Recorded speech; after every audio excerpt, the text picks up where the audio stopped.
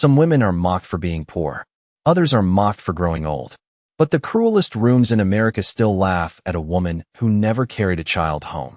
The ballroom inside the Whitmore Regency Hotel shimmered beneath crystal chandeliers taller than most living room ceilings, their golden reflections sliding across polished marble like liquid fire.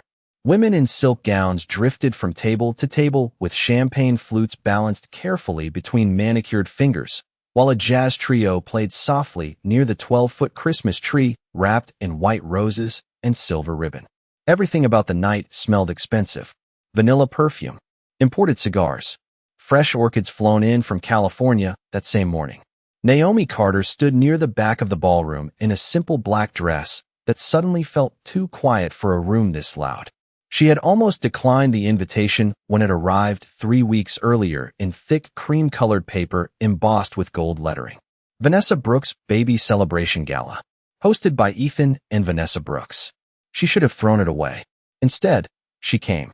Maybe because some wounds keep asking to be touched just to prove they still hurt. Vanessa's laughter cut through the music before Naomi even saw her. "Oh my God, everyone, move back a little," Vanessa said dramatically, placing one hand over her growing stomach while guests laughed around her. "I don't want bad luck this close to the baby gifts." A few people chuckled harder than they should have. Naomi lowered her eyes toward the champagne glass in her hand. The bubbles had already gone flat. Ethan stood beside his new wife in a charcoal tuxedo, smiling politely at guests like a politician at a fundraiser. He looked older than Naomi remembered. Not old enough to look wise, just tired enough to look hollow. Then Vanessa snapped her fingers toward 2 hotel staff members standing near the entrance. "Bring it in." The room slowly quieted as the men wheeled something large covered in white satin toward the center of the ballroom. Naomi felt her chest tighten before the cloth even came off. When Vanessa pulled the fabric away, an antique white cradle appeared beneath the chandelier light, polished wood glowing softly against the marble floor. Tiny silver stars hung from the sides on silk ribbons. The room erupted in applause. Vanessa rested one hand on the cradle and smiled sweetly across the ballroom until her eyes landed directly on Naomi. "Careful, Naomi," she said softly enough to sound elegant, but loud enough for everyone to hear. "Some emptiness becomes permanent." Silence spread in strange little waves after that. Not true silence. The kind filled with people pretending not to react while reacting to everything. Naomi felt dozens of eyes move toward her at once. Some uncomfortable, some curious, a few quietly entertained. Ethan glanced toward Naomi for half a second before looking away again. That hurt more than the comment itself. Because once upon a time, he used to cross entire rooms just to hold her hand when she looked uncomfortable. Now he couldn't even hold her gaze for 3 seconds. Naomi swallowed carefully and set her untouched champagne glass onto a passing tray before her fingers could shake. She would not cry here. Not in front of Vanessa. Not under these lights. Not beside that cradle. Somewhere near the back of the ballroom, a chair moved softly against the floor. A man in a midnight blue tuxedo had just entered through the side doors, silver cufflinks catching the chandelier glow as he removed one black leather glove slowly, deliberately. Julian Whitmore. Even among old money families, the Whitmore name carried a certain silence with it, the kind that made senators stand straighter and CEOs lower their voices. He paused near the doorway as his eyes settled on the cradle in the center of the room, then on Naomi standing alone beside the champagne tower. For a moment, his expression changed almost invisibly. Not pity, not surprise, recognition. Vanessa continued smiling for the crowd, rubbing her stomach while cameras flashed around her. "Motherhood," she announced proudly, lifting her glass into the air, "is the greatest purpose a woman can ever fulfill." More applause followed. Naomi stared at the empty cradle without moving. Because 8 years ago, she had stood beside a different cradle in a different room under much colder lights. And unlike this one, hers had not stayed empty. 8 years earlier, the hospital room smelled like antiseptic, cold coffee, and the sharp plastic scent of machines that had been running too long. Rain pressed softly against the windows of St. Mary's Medical Center, while the digital clock near the ceiling blinked 2:14 a.m. in pale green numbers that refused to move fast enough. Naomi Carter lay against stiff white pillows beneath dim fluorescent lights, her fingers trembling weakly against the blanket pulled across her chest. Somewhere beyond the curtain, a newborn cried for the first time. The sound barely lasted 3 seconds before the hallway became quiet again. Naomi turned her head slowly toward the bassinet beside her bed. Empty. Her throat tightened immediately. "Where is my baby?" she whispered. A nurse near the door lowered her eyes before adjusting the clipboard in her hands. "The doctor is still checking on her," she answered gently. "You just need to rest right now." But Naomi knew something was wrong long before anyone explained it. Mothers always know. Ethan stood near the window in a wrinkled gray sweater, staring down at the parking lot 4 floors below, while rain streaked across the glass beside him. He had not touched Naomi's hand in almost 2 hours. Earlier that night, he had kissed her forehead every few minutes while contractions came closer together. Earlier that night, he had cried when he heard their daughter's heartbeat through the monitor speaker. Earlier that night, he still looked like a man in love. Now he looked like someone trying very hard not to feel anything at all. Naomi swallowed carefully. "Ethan." He did not answer immediately. "What did the doctor say?" Another silence stretched across the room. Long, thin, suffocating. Finally, he turned around slowly, but he still could not fully meet her eyes. "They are doing everything they can," he said quietly. The sentence sounded rehearsed. Naomi stared at him. "Can I see her?" Ethan rubbed one hand over his mouth before looking away again. "Not yet." Outside the room, footsteps moved quickly down the hallway. Phones rang at the nurse's station. Somewhere nearby, a television played late-night news at low volume. Ordinary sounds. Cruel sounds. The world continuing normally while hers felt suspended between breaths. Naomi glanced toward the small paper bag sitting on the chair beside her bed. Inside were the baby clothes she had folded herself 3 nights earlier in their tiny apartment kitchen. A pink cotton sleeper no larger than Ethan's forearm. White socks with tiny yellow stars stitched near the ankles. A knit blanket her mother mailed from Atlanta 2 months before she passed away. Naomi had washed every piece twice with lavender detergent because she wanted their daughter's first memories to smell clean and warm and safe. Earlier that same week, Ethan had spent an entire Saturday building the crib in the nursery while old jazz records played through their apartment. He kept pretending to mess up the instructions just to make Naomi laugh. At one point, he stood in the middle of the half-finished nursery, holding a stuffed elephant against his chest, and said, "You know she is going to have your attitude, right?" Naomi laughed so hard, she nearly spilled sweet tea across the carpet. That memory now felt impossibly far away, like something borrowed from another couple's life. The hospital room door opened quietly near dawn. A doctor stepped inside, holding a thin folder against his chest. Naomi looked up immediately, hope flashing across her face so quickly it almost hurt to witness. But before the doctor could speak, Ethan moved toward him first. Too quickly, too urgently. Their voices dropped low near the doorway while Naomi strained to hear through the ringing building inside her ears. She only caught fragments. Complications. Cost. No guarantee. Extremely risky. Then silence again. Ethan signed something against the wall without looking back toward her. When he finally returned to Naomi's bedside, his face had already changed. Not broken. Not grieving. Just distant. Like someone slowly stepping out of a life he no longer wanted to stay inside. By the time Naomi left St. Mary's Medical Center 3 days later, the rain had stopped, but the world outside still looked washed in gray. Ethan drove them home through downtown Chicago without turning on the radio. Traffic lights reflected across the windshield in soft red streaks, while early December wind rattled against the car doors. Naomi sat quietly in the passenger seat with both hands folded over the discharge papers resting in her lap. The papers called it a tragic complication, a heartbreaking loss. Words clean enough to print in black ink beside hospital logos. None of them explained why her chest still felt hollow every time she inhaled. When they reached the apartment building, Ethan carried her overnight bag upstairs while Naomi climbed slowly behind him, one hand gripping the railing. Their apartment smelled exactly the same as it had 4 days earlier. Cinnamon candles, laundry detergent, Ethan's coffee beans sitting open near the kitchen counter. Ordinary life had stayed behind waiting for them while everything else disappeared. Naomi stopped at the nursery doorway before stepping inside. Pale yellow walls. A moon and stars mobile turning gently above the crib from the heater vent blowing nearby. Tiny picture frames still wrapped in tissue paper waiting to be hung. The room looked untouched, expectant, like it still believed a baby was coming home. Ethan stood behind her for a moment without speaking. Then he quietly walked past the nursery and disappeared into the bedroom. Naomi remained there alone, staring at the crib he built with his own hands. One screw near the bottom corner sat slightly crooked because he had refused to read the instruction manual correctly. She remembered laughing while tightening it for him herself. Now the memory felt dangerous to touch. She crossed the room slowly and picked up the folded knit blanket from inside the crib. Lavender detergent still clung faintly to the fabric. Naomi pressed it against her face and finally broke. Not loudly, not dramatically, just one sound escaping her throat before tears slid silently down her cheeks. In the weeks that followed, grief settled into the apartment like winter dust. Quiet, constant, impossible to fully clean away.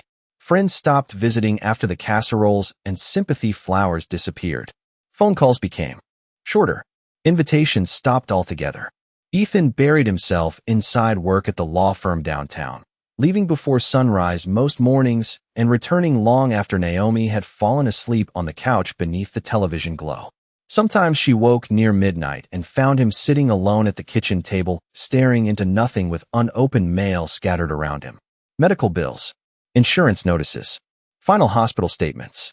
One evening, Naomi reached for his hand across the table.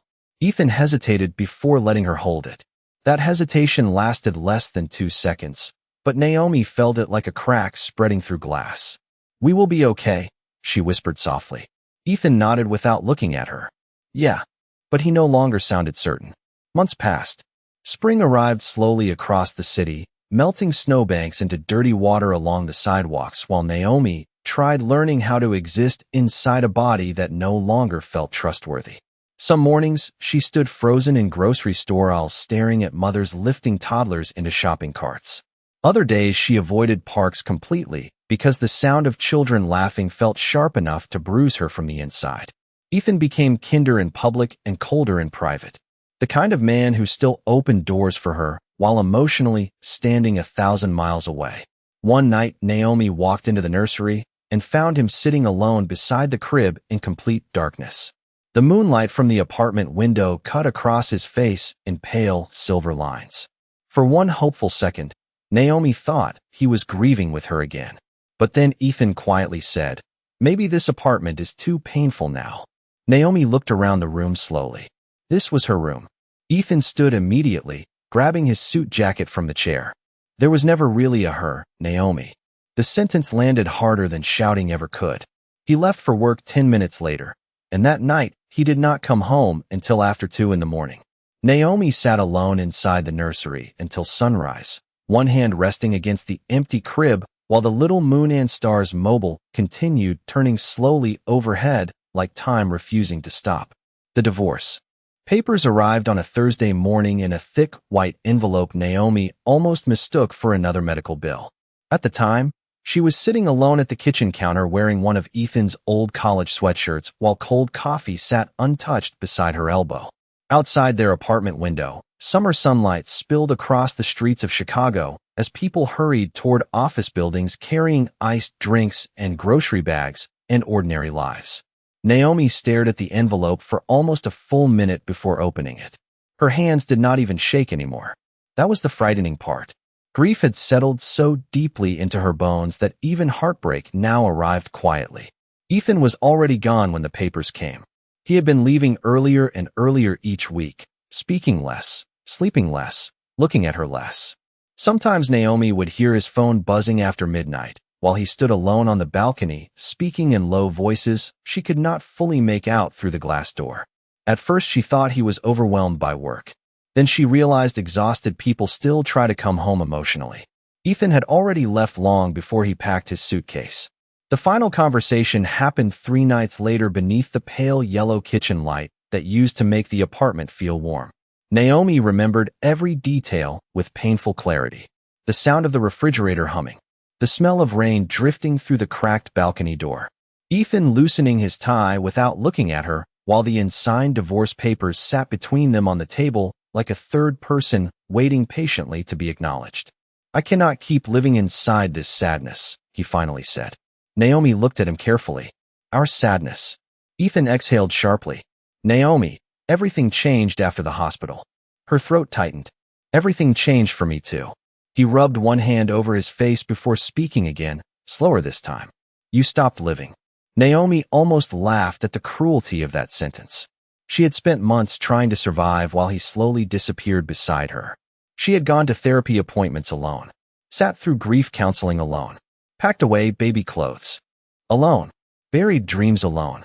But somehow she had become the symbol of everything broken between them. Ethan leaned back in his chair, exhaustion hardening his features. I am 36 years old. I want a future that does not feel haunted every day. Naomi lowered her eyes toward the papers on the table. So this is about starting over. He did not answer immediately, and silence answered for him. Weeks later, Ethan moved into a luxury apartment downtown with floor-to-ceiling windows overlooking Lake Michigan. Naomi learned that detail from social media photos she accidentally saw while scrolling at 2 in the morning when sleep refused to come. In the pictures, Ethan stood smiling beside a younger brunette woman in designer heels and cream-colored coats. Vanessa. Even through photographs, Vanessa carried the kind of confidence women wear when they have never doubted being chosen. Naomi closed the application immediately, but not before noticing Ethan smiling wider than he had in years. That hurt more than betrayal itself, because it meant he had not simply left the marriage. He had escaped it. By autumn, Naomi sold the apartment. She packed the nursery last. The tiny Moon and Stars mobile stopped turning the moment she lifted it from the ceiling hook. She stood in the empty room for a long time afterward while evening sunlight stretched across the bare carpet where the crib once stood. Every wall carried faded outlines where picture frames had never been hung. Futures interrupted. Lives unfinished. Naomi finally picked up the last remaining box near the closet floor. Inside sat the hospital bracelet she never threw away and a sealed white envelope stamped with St. Mary's Medical Center. She stared at it for several seconds before placing it back into the box unopened. Some grief feels survivable only as long as certain doors remain closed. 3 weeks later, Naomi left Chicago with 2 suitcases, $800 in savings, and absolutely no idea that the worst night of her life had not actually ended yet. Naomi rented a tiny apartment above a bookstore 3 blocks from the ocean in a quiet Massachusetts town most people only pass through during summer vacations. The apartment had crooked hardwood floors, weak water pressure, and windows old enough to whistle when winter wind pushed against the glass. But for the first time in years, silence no longer felt cruel there.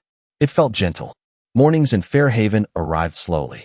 Fishing boats drifted across the harbor before sunrise while gulls circled above the docks, and the smell of salt water carried through the narrow streets lined with weathered brick buildings. Naomi began opening Bellamy books every morning at 7:30 sharp. She swept the front sidewalk, unlocked the faded blue door, and turned the wooden sign from closed to open while soft jazz played through the small speakers near the register. At first, she only stayed because she needed the paycheck. Then one day she realized she had gone nearly an hour without thinking about Chicago. That frightened her almost as much as the grief once had. The bookstore belonged to an elderly widow named Margaret Bellamy, who wore oversized cardigans year-round and believed every emotional crisis could be solved with tea strong enough to wake the dead.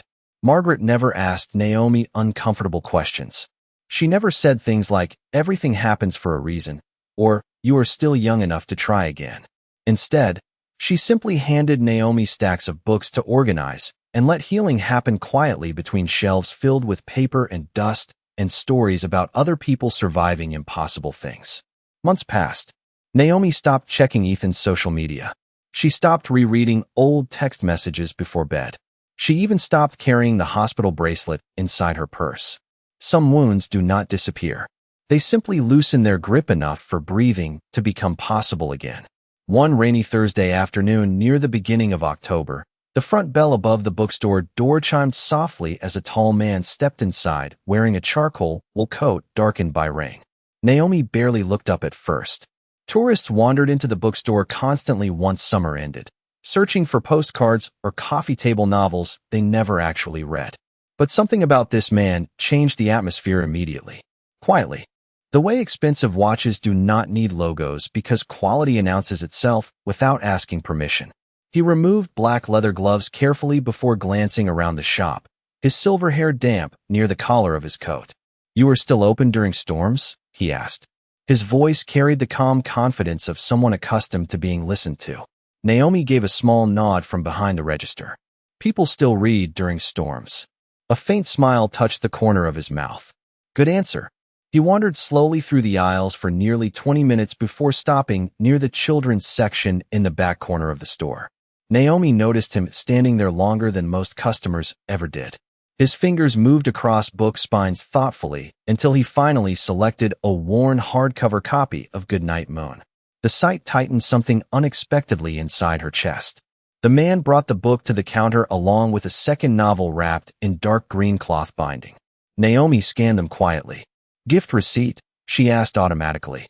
"No," he answered. "I already know who it belongs to." Rain tapped steadily against the bookstore windows while Naomi slid the books carefully into a paper bag. As she handed it over, the man glanced briefly at the silver bracelet still hidden beneath the sleeve of her sweater. The hospital bracelet. She had forgotten she was wearing it again. His eyes lingered there for half a second before lifting toward her face. "Some things are difficult to put away permanently," he said softly. Naomi froze slightly at the sentence. Not because of the words themselves, but because of the strange weight behind them, like someone speaking from experience instead of sympathy. Before she could respond, the man reached into his coat pocket and placed a black business card beside the register. Julian Whitmore. Naomi recognized the name immediately. Everybody did. Hotels, investments, political donations. Entire buildings carried the Whitmore name across the East Coast. She looked back up, startled, but Julian Whitmore had already stepped toward the door again. Just before leaving, he paused beneath the small brass bell overhead and turned slightly toward her. "Do you still keep the letter?" Naomi's breath caught instantly. Her fingers tightened around the edge of the counter. "What letter?" she asked carefully. But Julian only studied her for one unreadable moment before opening the door to the rain. "The one you never opened," he said quietly, and then he disappeared into the storm. For the next 3 nights, Naomi barely slept. Every time she closed her eyes, she heard Julian Whitmore's voice again inside the bookstore. "The one you never opened." The words followed her through every quiet hour like footsteps in an empty hallway. On Sunday evening, rain rolled across Fairhaven once more, tapping softly against the apartment windows while Naomi sat cross-legged on the floor beside the old cedar storage box she kept hidden beneath her bed. The apartment lights remained off except for a single lamp glowing near the couch, painting the room in warm amber shadows. Slowly, she lifted the lid. Inside sat fragments of another life carefully preserved like delicate ruins. Wedding photographs, a dried hospital wristband, tiny white baby socks folded together with impossible neatness. And beneath everything else, the unopened envelope from St. Mary's Medical Center. Naomi stared at it for a long time. The paper had yellowed slightly around the edges over the years, but the hospital seal remained perfectly intact. Final neonatal documentation. Confidential. Her fingers brushed lightly across the surface before pulling away again. She had survived by not knowing. Some truths feel less like answers and more like cliffs. Suddenly, her phone vibrated against the hardwood floor beside her. Naomi almost ignored it until she noticed the unfamiliar Chicago number glowing across the screen. After a brief hesitation, she answered quietly. "Hello. Miss Carter," a polished female voice asked. "This is Olivia from Brooks and Whitmore Holdings. I am calling regarding an invitation extended personally by Mr. Julian Whitmore." Naomi sat up straighter immediately. "Invitation?" "Yes, ma'am. Mr. Whitmore requested your attendance at the Whitmore Winter Foundation Gala this Friday evening in Chicago." Naomi frowned slightly. "I think there must be some mistake." "There is no mistake," the woman replied gently. "Your name was specifically requested." Naomi's eyes drifted back toward the unopened envelope still resting inside the storage box. "Why would Mr. Whitmore invite me to a gala?" A brief pause followed. "I was not given that information, ma'am." "Of course not." Men like Julian Whitmore did not explain themselves to assistants. Naomi thanked the woman quietly before ending the call, but nearly 10 minutes passed before she moved again. Outside, Thunder rolled faintly above the harbor, while the envelope sat waiting inside the cedar box like something alive. 3 days later, a garment bag arrived at Bellamy Books shortly before closing. Margaret carried it toward Naomi with both eyebrows raised high enough to nearly disappear beneath her gray bangs. "Either you secretly married royalty," Margaret announced, "or somebody with entirely too much money has taken an interest in your wardrobe." Naomi blinked in confusion before unzipping the bag carefully. Inside hung a black satin gown so elegant it almost looked untouched by human hands. Minimal. Timeless. The kind of dress that did not beg to be noticed because it already expected attention. Attached to the hanger was a simple cream-colored card. "Friday, 7 o'clock. Wear black." J.W. Naomi stared at the initials while unease curled slowly through her stomach. "You are not actually considering going, are you?" Margaret asked carefully. Naomi looked toward the bookstore windows where evening fog drifted softly across the harbor outside. "I do not know." But deep down, she already did. Friday arrived beneath a sky the color of steel. Naomi stood in front of the apartment mirror fastening small pearl earrings with fingers steadier than she expected. The black satin dress fit perfectly against her frame, elegant without trying too hard. She barely recognized the woman staring back at her. Not because she looked wealthier or younger or transformed, but because for the first time in years, she no longer looked broken. A black car waited outside the bookstore precisely at 6:30. The driver opened the rear door. Silently as Naomi approached. Inside, the leather seats smelled faintly of cedar and expensive cologne. Julian Whitmore sat near the opposite window in a midnight gray suit, one hand resting calmly against a silver cane Naomi had never seen before. He looked toward her as she entered, his expression unreadable as always. But something softened briefly in his eyes. "You came," he said quietly. Naomi settled into the seat across from him, while city lights reflected against the tinted windows around them. "I almost did not." Julian gave a faint nod. "That would have been easier." The car pulled away from the curb smoothly, carrying them toward Chicago while Naomi's unopened letter remained hidden inside her purse like a second heartbeat. The Whitmore Winter Foundation Gala occupied the entire grand ballroom of the Blackstone Hotel, where crystal chandeliers hung like frozen waterfalls above hundreds of guests dressed in silk, velvet, and diamonds bright enough to rival the city lights beyond the windows.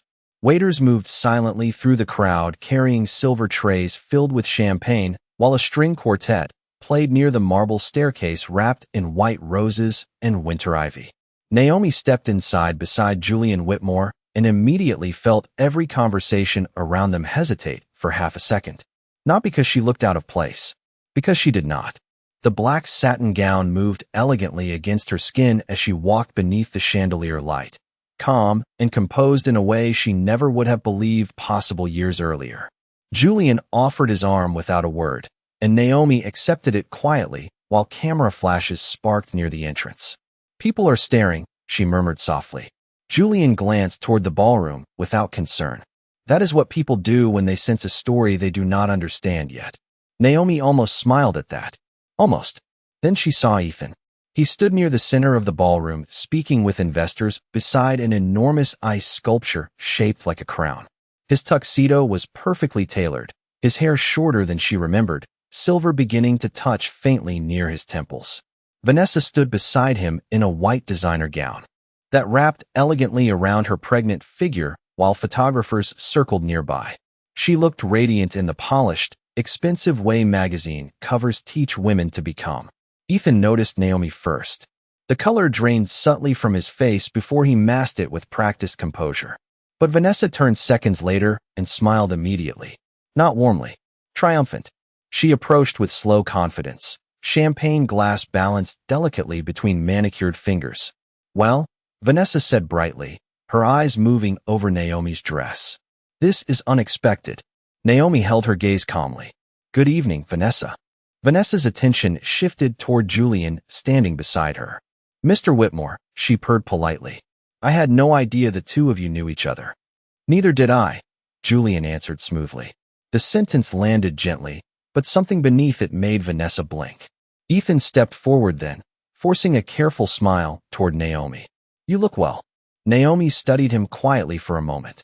Strange how the man she once loved enough to build a future around now looked almost unfamiliar beneath ballroom lights. "So do you," she replied. Vanessa slipped one arm possessively through Ethan's and laughed lightly. "You know, I almost sent you flowers when I heard you disappeared to some tiny beach town." Her tone sparkled sweetly enough for nearby guests to pretend the insult had not been intentional. "But then I thought maybe privacy was better after everything." Naomi said nothing. Vanessa lowered one hand slowly across her stomach, diamonds glittering against her wrist. "Motherhood changes a woman completely," she continued softly. "It gives life meaning in ways some people sadly never experience." A few nearby guests shifted awkwardly while pretending to sip champagne. Ethan glanced downward immediately. He still did that when ashamed. Naomi noticed it instantly. Vanessa smiled wider, encouraged by Naomi's silence. "Still," she added with false sympathy, "I suppose not every woman is meant for that kind of blessing." The words floated through the ballroom smoothly, cruel enough to cut, without ever raising volume. Naomi felt the familiar ache stir briefly somewhere, deep inside her chest, but only briefly, because something had changed over the years. Pain no longer owned her completely. Julian Whitmore set his whiskey glass onto a passing tray with quiet precision before finally speaking. "Interesting," he said calmly. Vanessa blinked. "Excuse me." Julian's silver eyes rested on her without warmth. "I have noticed," he continued, "that people who inherit happiness often mistake it for superiority." Silence spread slowly around the group. Vanessa's smile tightened almost invisibly. Ethan looked genuinely uncomfortable now. Before anyone could answer, the ballroom lights dimmed slightly as a spotlight illuminated the stage near the orchestra platform. An announcer's voice echoed warmly through the room. "Ladies and gentlemen, Mr. Julian Whitmore will now address the foundation guests."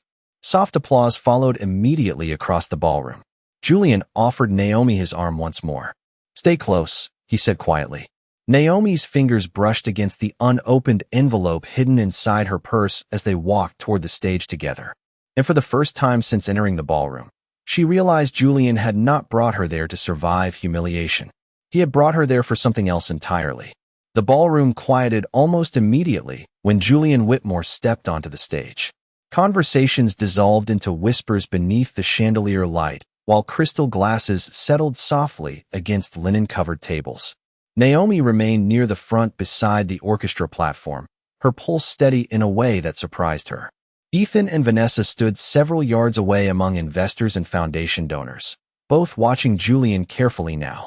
Not casually, cautiously. Julian adjusted the microphone once before speaking, his deep voice carrying effortlessly across the enormous room. "Thank you all for attending tonight in support of the Whitmore Children's Foundation." Polite applause followed. Julian gave a faint nod before continuing. "Most people believe wealth gives men power. Sometimes it does. But what wealth truly gives men is access to information." A strange stillness settled slowly across the ballroom. Naomi felt it. Immediately, Julian reached into the inner pocket of his tuxedo and removed a thin cream-colored envelope, the same size as the one hidden inside Naomi's purse. Ethan's expression changed the instant he saw it. Not confusion. Recognition. Vanessa glanced toward him sharply. Julian held the envelope carefully between his fingers. 8 years ago, he continued calmly, St. Mary's Medical Center became partially funded through one of my private medical foundations. During that time, an internal audit uncovered several sealed neonatal case files connected to financial authorization disputes. Naomi's breath caught softly. Ethan's jaw tightened visibly beneath the ballroom lights. One particular file remained unresolved for years due to a legal confidentiality request signed by a family member. Julian's silver eyes lifted slowly toward Ethan. A husband. Complete silence now. Even the orchestra had stopped moving.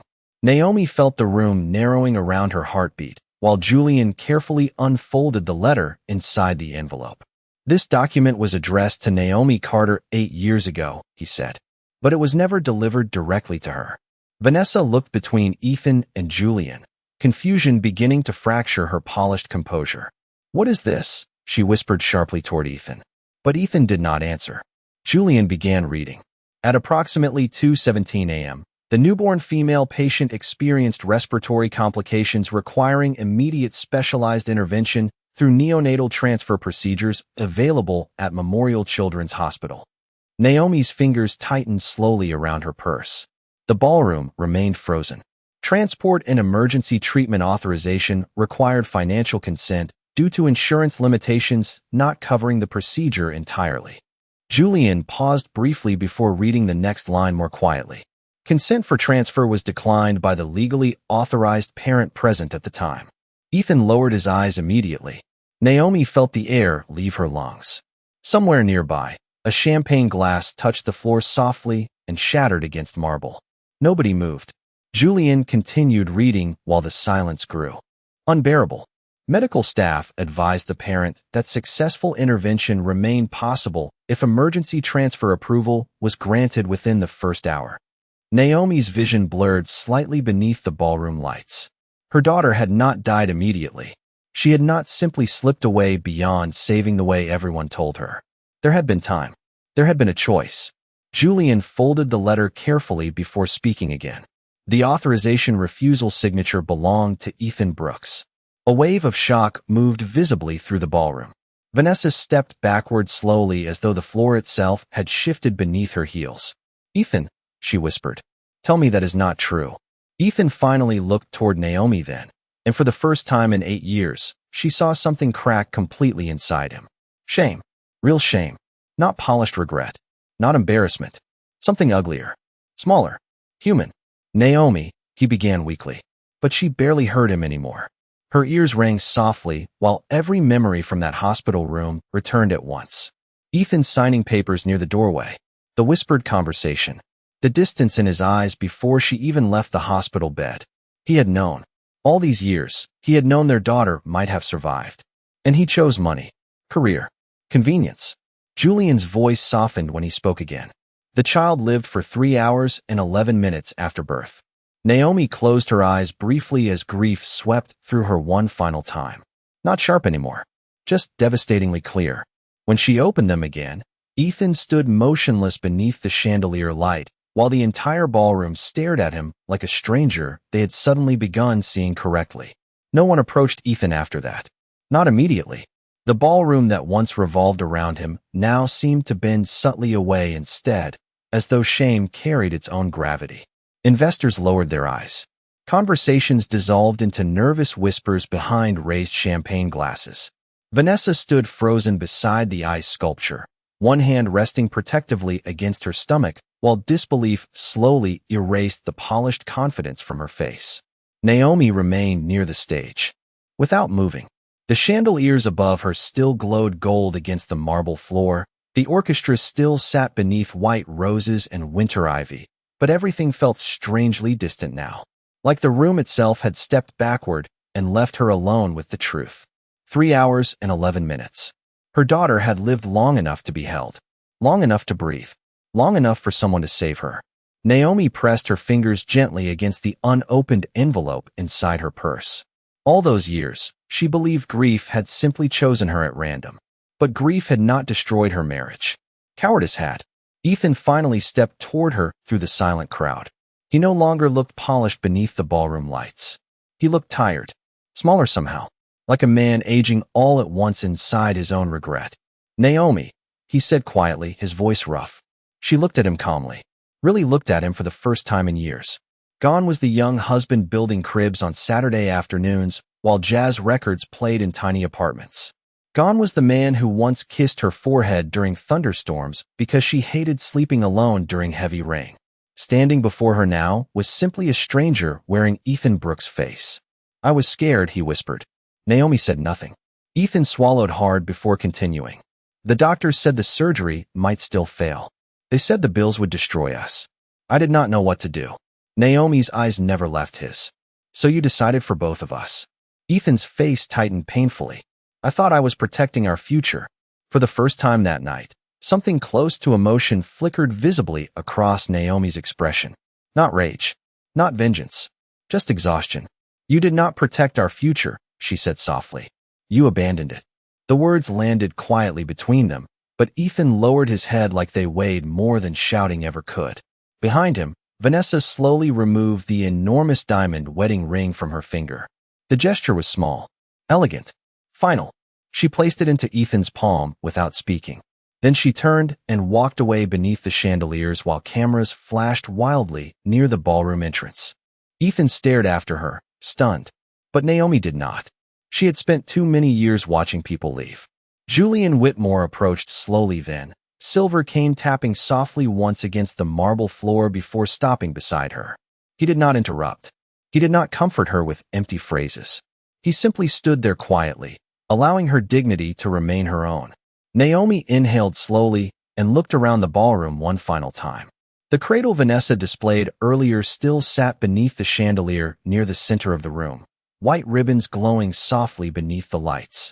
But it no longer looked cruel to her now. Just empty. Empty in the ordinary way objects become once people stop assigning shame to them.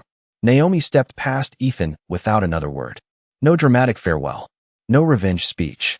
Her black satin gown brushed softly against the marble as she crossed the ballroom toward the exit, while hundreds of eyes followed silently behind her. Julian walked beside her at an unhurried pace. Outside, snow had begun falling gently across downtown Chicago, covering the sidewalks in silver beneath the city lights. A black car waited at the curb while distant traffic hummed softly through the winter air. Julian opened the passenger door for her before pausing briefly. "You were never empty," he said quietly. Naomi looked up at the falling snow for a long moment before finally smiling. Not because the pain disappeared, not because justice erased grief, but because for the first time in 8 years, the weight she carried no longer belonged to shame. It belonged to love. Real love. The kind she gave freely to a daughter who had existed, who had breathed, who had mattered. Naomi entered the car calmly while snow continued drifting across the city behind her. And somewhere far above the streets of Chicago, beneath a sky heavy with winter clouds, a woman who once believed she lost everything finally understood something extraordinary. She had never been broken. She had only survived something unforgivable.